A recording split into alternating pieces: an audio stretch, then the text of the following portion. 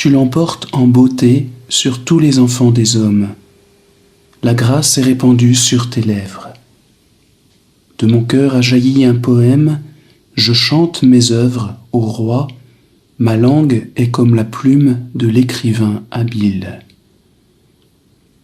Nous venons d'entendre le graduel Speciosus du deuxième dimanche après Noël pour la forme ordinaire ou du dimanche dans l'octave de Noël pour la forme extraordinaire. Voici le graduel de la beauté humaine de Dieu. Le psaume 44 ou 45 selon l'hébreu, d'où est tiré ce chant, est un poème royal et nuptial. Il célèbre les noces d'un roi et d'une reine. La liturgie catholique s'est emparée de ce texte et l'a appliqué à maintes reprises au Christ et surtout à la Sainte Vierge et aux Vierges chrétiennes. Plusieurs de ces versets nous sont devenus familiers et, mis en musique par les mélodies grégoriennes, sonnent doucement aux oreilles de notre cœur. Ils chantent tantôt la beauté de l'époux, tantôt celle de l'épouse. car le psaume se présente comme une sorte de dialogue d'amour et d'admiration, un peu comme le Cantique des Cantiques. C'est l'époux qui est d'abord chanté, soit par l'épouse elle-même, soit par son poète inspiré. Mais comment ne pas saisir tout l'à-propos d'un tel chant durant le temps de Noël, alors que nous contemplons dans la crèche le petit enfant Dieu qui sourit à sa mère. C'est l'Église qui chante et s'adresse ainsi directement à son Seigneur et Sauveur. Le texte de notre graduel, en effet, ne peut s'appliquer en toute vérité qu'au Christ. Tu l'emportes en beauté sur tous les enfants des hommes. Nul ne fut jamais plus beau que lui. C'est évident, puisqu'il n'est pas seulement un homme parmi d'autres, il est le créateur des autres hommes. Il est l'auteur de la beauté elle-même. Mais le mystère, c'est que la beauté de Dieu, c'est comme enfermée dans ce petit être qui nous ressemble, mais qui au fond de lui porte l'infinie, l'éternelle beauté de Dieu. De Jésus seul, on peut donc dire que sa beauté épuise toute louange. Dieu a semé la beauté partout, à profusion. Le beau se retrouve dans toute la création, dans l'humanité tout spécialement, mais aussi dans l'infinie variété des pierres précieuses ou des fleurs des bois et des champs, dans l'agneau qui vient de naître, dans la majesté sauvage de la mer, dans la puissance magnifique de la montagne, dans la nudité brûlante du désert, dans la splendeur dorée d'un lever ou d'un coucher de soleil, etc. Oui, c'est vrai, mais la beauté vient de Dieu. La vraie beauté, c'est Dieu. Or Dieu s'est incarné, et avec lui, non seulement la vérité, la bonté, sa miséricorde, mais aussi la beauté. La beauté nous vient directement, désormais, de l'Évangile, et d'abord de la personne même de Jésus. Non, d'abord, et c'est là son immense privilège, et celui de toute femme et de toute mère, elle nous vient d'abord de Marie, humainement, parce que c'est elle qui a mis au monde la beauté, ce qu'elle n'aurait pas pu faire si elle n'était pas elle-même toute revêtue de beauté dans son humanité. Tota pulchra es Maria, c'est ce que nous chantons durant la fête de l'Immaculée Conception. Vous êtes toute belle, ô Marie. Marie est, selon le beau mot de Claudel, la femme dans la grâce enfin restituée. On pourrait dire tout autant la femme dans la beauté restituée. Cette beauté de Jésus qui nous vient par Marie a conquis les foules, et les saints ont donné leur vie pour cette beauté. Et nous avons besoin de cette beauté, de la sentir, car elle est toujours vivante. Elle n'est pas qu'un souvenir qui s'estompe avec le temps. Jésus n'est pas apparu à l'époque de la photographie, à l'époque où on aurait pu capter ses traits, mais c'est pour que ces traits se reflètent dans notre vie, dans les âmes qui allaient s'adonner à l'imitation de Jésus-Christ. Et donc c'est l'Église qui la détient désormais, cette beauté, c'est elle qui nous la donne, et c'est elle qui détient le secret de bien la chanter, de bien la célébrer à travers les sacrements, à travers le chant liturgique. L'Église a toujours été évangélisatrice de beauté. Dans son art tout spécialement, il suffit d'évoquer l'art roman, le gothique de nos cathédrales, les vitraux de Chartres, les fresques de Fra Angelico, la Pietà de Michel-Ange, le chant grégorien bien sûr, mais aussi la polyphonie sacrée. Tous les beaux-arts ont été honorés par l'Église, qui leur a donné en outre une dimension nouvelle en faisant de chacun d'eux des arts sacrés. Et cette beauté artistique qui a puisé à la source de la beauté dans l'Évangile et la personne de Jésus, notre beau Dieu, nous invite puissamment à mettre notre âme au diapason de son éclat, La beauté morale, la beauté spirituelle est requise là où nous constatons tant de beauté, dans le domaine de la création comme dans celui de la rédemption. Et c'est, je crois, le sens de la deuxième partie de notre graduel Speciosus. Ce poème qui jaillit de nos lèvres. De mon cœur a jailli un poème, je chante mes œuvres au roi, ma langue est comme la plume de l'écrivain habile. Oui, ce poème qui jaillit de nos lèvres, ces œuvres que nous dédions au Seigneur, ce ne sont pas seulement nos louanges verbales ou musicales, mais les louanges de toute notre vie, la dignité profonde de chacune de nos journées, l'offrande de nos instants présents vécus dans la grâce divine et dans l'amour. Alors on peut dire que ce chant harmonise la beauté de la créature et celle du Créateur. Et c'est également tout le mystère de Noël. On réécoute ce graduel Speciosus avant d'en faire un commentaire musical.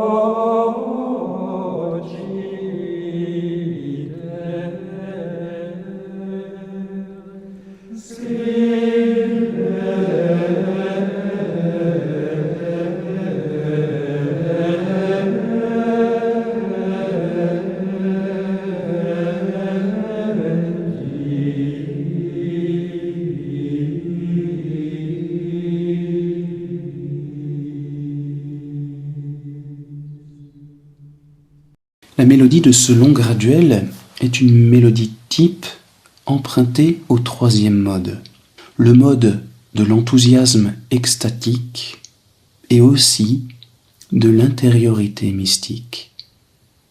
Ce chant est donc à la fois plein de grâce et de légèreté, et en même temps d'intériorité. Et cela doit se concrétiser, notamment pour la légèreté, dans un tempo rapide, acquis dès l'intonation. Dans le cours du graduel, bien sûr, de multiples nuances vont modifier ce mouvement général, accentuant plutôt l'enthousiasme et tantôt l'intériorité. Mais la pièce dans son ensemble se caractérise vraiment par sa légèreté, sa fluidité. L'intonation est parfaitement rythmée. Les deux accents de speciosus, l'accent tonique et l'accent secondaire, sont pris au levé très légèrement. La courbe mélodique est montante, elle permet d'atteindre le do, dominante du mode, autour de laquelle la vocalise de format va s'enrouler de manière très gracieuse. C'est le mot de la beauté. Et c'est ici tout particulièrement que la rapidité du mouvement est sensible. Les longues tenues sur le do au début ne doivent donc pas entraver ce mouvement. Simplement, elles lui donnent une assise, elles l'appuient.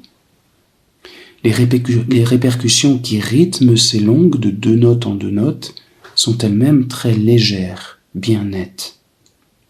L'appui sur le la permet ensuite une belle remontée légère jusqu'au mi aigu, et c'est surtout une fois que le mi est atteint que la vocalise sur la finale de mot format va se dérouler alors avec une extrême fluidité, sans obstacle. Tout est très souple, sans éclat vocal, mais pourtant plein d'ardeur et de joie. L'épouse chante d'emblée la beauté sans égale de son époux, et elle affirme bien vite sa suprématie sur toutes les beautés de la terre. Sur Pré Filiis, la mélodie plus sobre s'élargit pourtant un peu et semble se balancer avec ses répétitions charmantes qui traduisent la complaisance de l'épouse. Elle est sous le charme. Et son chant va s'épanouir à la fin de cette première phrase sur hominum en une merveilleuse cadence que l'on va retrouver encore 2 fois par la suite. Il faut vraiment goûter cette formule que l'on peut qualifier vraiment d'amoureuse. Il n'y a pas d'autre mot. 3 intervalles de tierces, si, sol vers le grave, puis sol, si, on remonte, et si, ré vers l'aigu, réalisent ce parfait épanouissement qui n'a plus qu'à se reposer ensuite délicatement sur le double do d'abord, puis sur le la, grâce à ce petit torculus de cadence, la, si, la, tout simple et à peine élargi. La seconde phrase est beaucoup plus profonde, discrète, retenue. C'est une des nuances que je vous avais annoncées au début. Il s'agit davantage de la beauté intime de l'époux, de sa sagesse, qui se traduit au dehors par les paroles de ses lèvres. La grâce est répandue sur tes lèvres. L'épouse admire alors son amour dans ce qu'il a de plus profond, et cela se remarque au plan mélodique. Le premier mot, diffusa, ne dépasse plus le do, mais au contraire plonge au grave et atteint le mi à l'octave inférieure du sommet entendu dans la phrase précédente. Tout au long de cette phrase calme et douce, la mélodie ne dépasse qu'une seule fois la dominante du mode, atteignant le ré sur la bis. Mais on peut noter toutefois le traitement mélodique tout simple du petit verbe est, qui doit apparaître très légèrement détaché de ce qui suit, mais même un peu de ce qui précède. On peut admirer aussi la très belle formule, pourtant classique, qui enveloppe le mot grazia, mais qui lui va si bien, avec son beau balancement entre les la et les do, et ses belles tenues sur la dominante, qui font planer le chant, juste avant la cadence bien appuyée, bien rythmée sur le sol, puis sur le fa. Jusqu'ici, on pourrait penser qu'on s'est maintenu dans le mode de sol. De fait, les 3e et 8e modes ont bien des accointances. Mais on a pu remarquer que la mélodie s'est développée entre le mi grave et le mi aigu, et le mi c'est la tonique du 3e mode. Donc, il ne faut pas en conclure qu'on a changé forcément de mode. Il y a une petite variation. La mélodie évolue avec une grande liberté, se posant aussi bien sur le si naturel, sur le la, sur le sol, sur le fa. Tout cela ne nuit aucunement à l'unité modale de cette pièce. Unité que on pourrait dire pleine de richesse et de nuances. Notons pour finir le corps du graduel, qu'un petit sursaut joyeux et admiratif, presque osé, se fait sentir sur l'abysse. L'évocation des lèvres de l'époux provoque cette petite extase musicale qui se traduit par un élan enthousiaste qui retrouve bien vite néanmoins de la profondeur, dès la fin du même mot, l'abysse, pour s'achever de façon merveilleuse sur la formule type de tuis, si douce, si intérieure, si grave, si profonde, dans son double balancement au début et à la fin.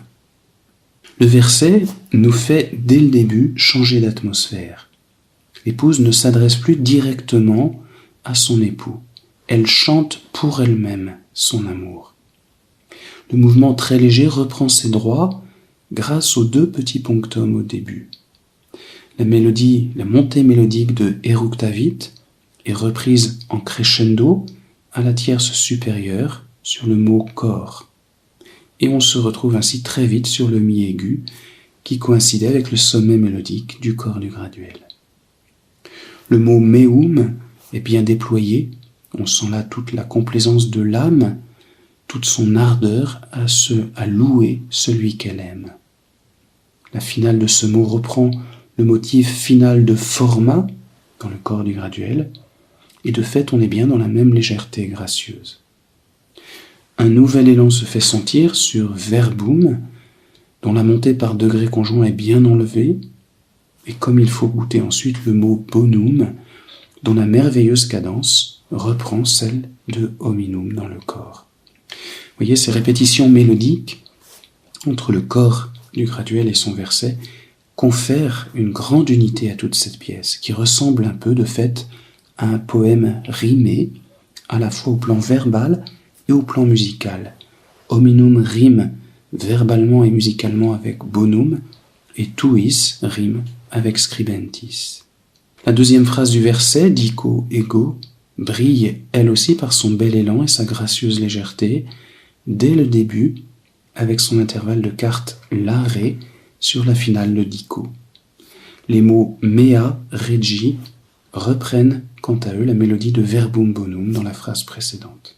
La longue dernière phrase, enfin, commence de façon très suggestive avec ce petit passage syllabique à l'unisson, très vif, très net, qui évoque très bien la vélocité de la plume du scribe que le texte mentionne juste après. Et là encore, des reprises mélodiques donnent de l'unité à cette pièce. Toute cette dernière phrase, à part ce petit passage syllabique du début, reprend exactement la deuxième phrase du corps du graduel. Diffusa est gratia in labiis tuis. On peut souligner pour finir la vélocité qui doit accompagner le traitement du mot vélocitaire, justement, comme son nom l'indique. Dernier élan, avant que la longue formule finale nous ramène définitivement dans l'atmosphère recueillie de la fin du corps. Voilà ce long graduel qui est plein de nuances, vous voyez, pour chanter la beauté du Sauveur et tout l'amour de l'Église.